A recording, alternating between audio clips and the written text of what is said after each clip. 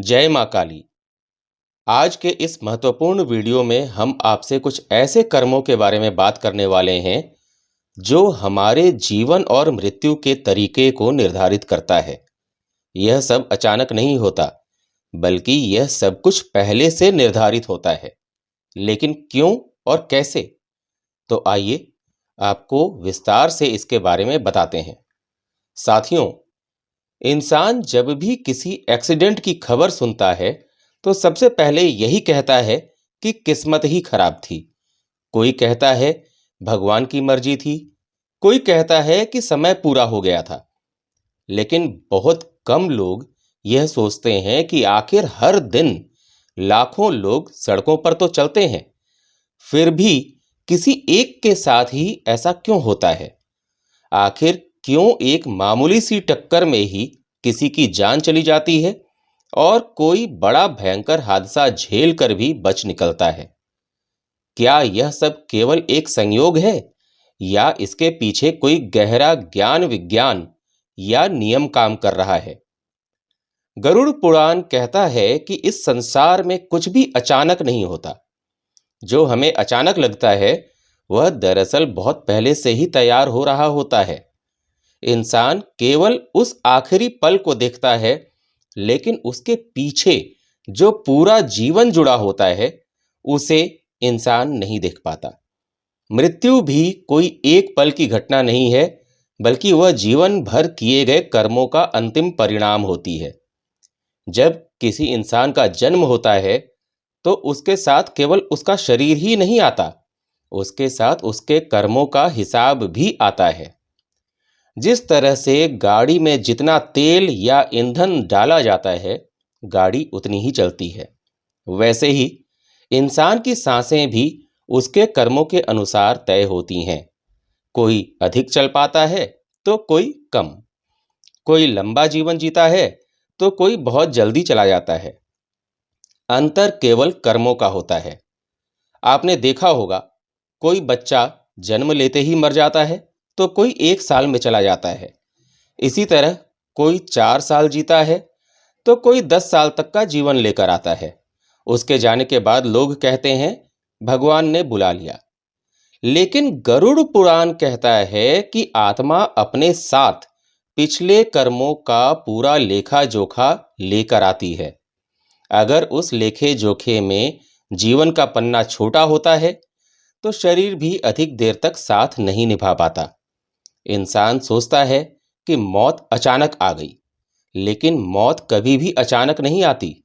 अचानक तो केवल इंसान को उसका पता चलता है। मौत से पहले आत्मा को कई संकेत मिलते हैं। मन का बेचैन होना, बार बार गलत फैसले लेना, चेतावनियों को नजरअंदाज करना, ये सब कुछ उसी यात्रा के संकेत होते हैं, लेकिन इंसान इन्हें मामूली समझकर टाल देता है। जब कोई इंसान दूसरों को दुख देता है, धोखा देता है, किसी की मजबूरी का फायदा उठाता है, किसी का हक मारता है, तो वह सोचता है कि यह सब किसी ने देखा नहीं। लेकिन गरुड़ पुराण कहता है कि कर्म कभी अंधे नहीं होते। हर कर्म लिखा जाता है। हर आंसू, हर आह, हर बददुआ अपनी जगह बना ही लेती है। यही कारण है कि एक ही सड़क पर दो लोग चलते हैं और कोई हादसा होने पर उनमें से एक बच जाता है और दूसरा नहीं। आखिर क्यों? क्योंकि दोनों के कर्मों का बोझ बराबर नहीं होता। किसी की मृत्यु की रेखा अभी अधूरी होती है और किसी की पूरी हो चुकी होती है। एक्सीडेंट तो केवल माध्यम बनता है, कारण नहीं। कई बार लोग कहते हैं कि वह तो बहुत अच्छा इंसान था, फिर उसके साथ ऐसा क्यों हुआ? गरुड़ पुराण यह नहीं कहता कि जो मरता है वह पापी ही होता है। कई बार किसी और के कर्मों का फल भी हमें छू जाता है, क्योंकि यह संसार अकेले नहीं बल्कि सामूहिक कर्मों से चलता है। किसी और की लापरवाही, किसी और की गलती, किसी दूसरे का अहंकार किसी और की जिंदगी को छीन लेता है। लेकिन फिर भी आत्मा को वही मिलता है जो उसके कर्मों के खाते में लिखा होता है। मृत्यु से पहले ब्रह्मांड संकेत देता है। कभी दिल कहता है आज मत जाओ, कभी माँ का मन घबराता है, कभी रास्ते में रुकावट आती है तो कभी गाड़ी खराब हो जाती है। ये सब चेतावनियां होती हैं। अगर इंसान इन्हें समझ ले और रुक जाए तो बहुत कुछ टल सकता है।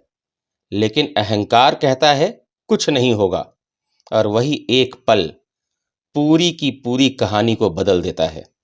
गरुड़ पुराण में कहा गया है कि कुछ कर्म ऐसे होते हैं जो तुरंत फल देते हैं, खासकर वे कर्म जिनसे किसी की जान, इज्जत या आत्मसम्मान को चोट पहुंचती है।